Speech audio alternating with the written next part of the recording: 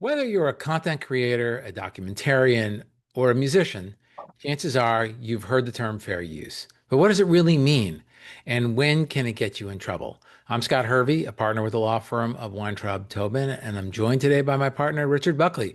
We are going to talk about fair use, kind of an overview, one of the most misunderstood doctrines in copyright law, on today's installment of the briefing.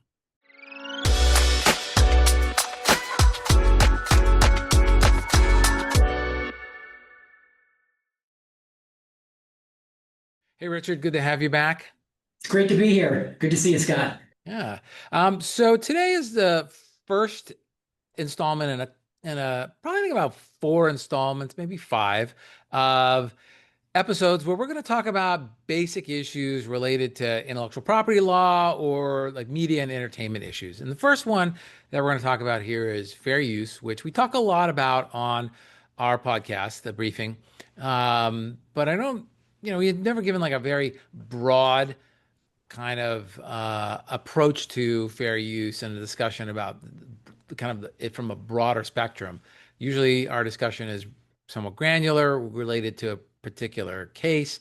So, we're going to kind of cover the basics. So, let's start with the basics. So, what is fair use? Fair use is a legal doctrine that allows limited use of copyrighted material without permission from the rights holder. And it's codified right in the Copyright Act, Section 107 of the Copyright Act. Right, Scott. The idea behind fair use is to strike a balance, to protect the rights of creators while also allowing for commentary, criticism, news reporting, teaching, scholarship, research. In other words, it supports free expression and promotes the exchange of ideas.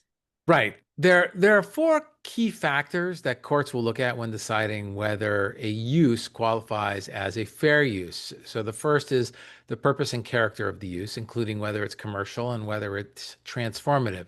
Second factor is the nature of the copyrighted work.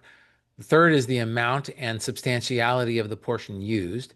And then the fourth is the effect of the use on the potential market for the original work. So why don't we break those down? Richard, why don't you talk about the first factor?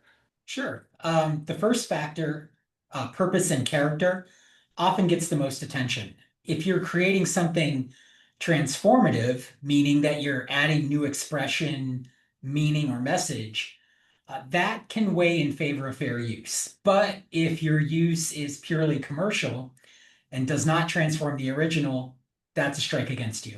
The second factor looks at how creative the original work is. The more creative it is, the more protection it tends to receive.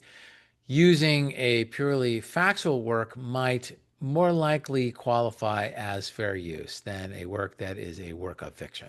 The third factor considers how much of the original you used and whether you used the quote unquote heart of the work, even if it was a small portion. And the fourth factor, and this is a big one, it's about market and market harm. If your use serves as a substitute for the original work or causes market harm, it's very unlikely to be fair use. So let's talk about some examples of fair use. So, one classic example of fair use, and one that seems to get a lot of attention, is parody. In Campbell versus Acuff Rose Music, the Supreme Court found that Two Live Crew's parody of Roy Orbison's Oh Pretty Woman was fair use, even though it was commercial because it was transformative. Fair use also frequently comes up in documentary films, academic publications, and even in the meme culture.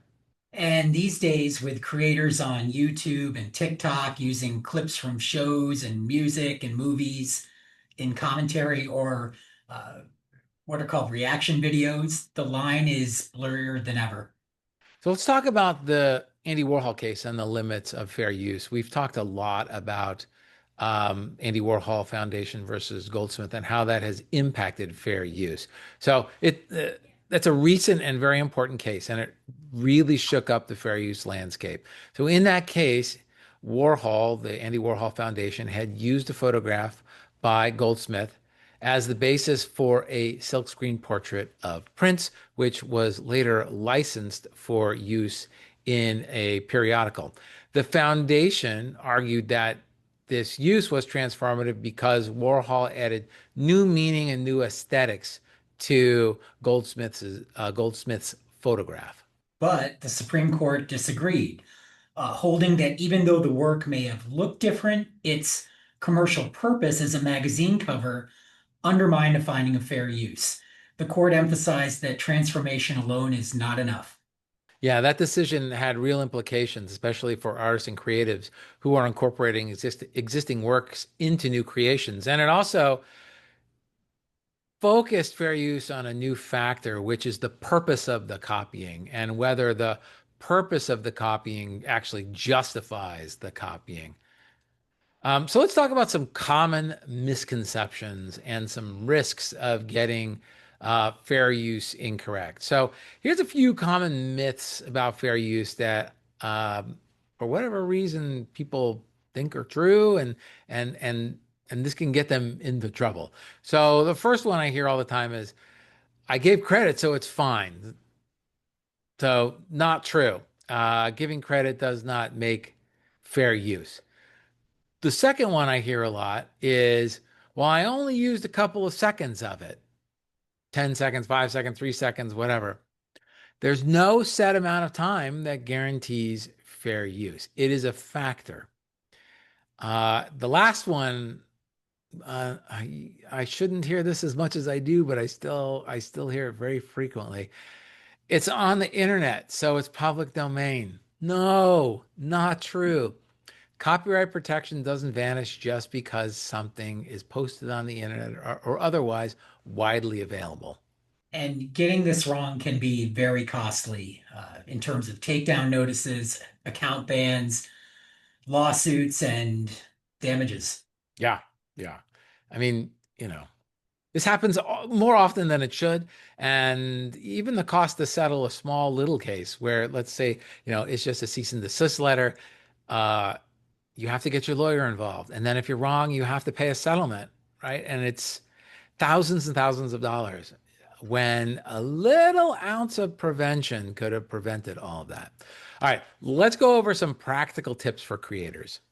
So, first, if you're relying on fair use, make sure that your use is genuinely transformative and is not competing with the original. Also, always consider whether your work could cause market harm. And when in doubt, get a license or talk to an attorney. Actually, you should do both. You should talk to an attorney first and then probably get a license. The fair use defense is powerful, but it's very complex and very involved. And it's not something that an untrained person should try to navigate on their own. So thanks again to my co-host, Richard. Richard, always great to have your insights. And thank you, our listener, for joining us on the briefing. If you found this episode helpful or interesting, please take a moment to subscribe, like, and share with your network. We'd also love to hear from you. So leave a comment or a review and let us know what topics you would like us to cover in future episodes. I'm Scott Hervey. I'll see you next time on the briefing.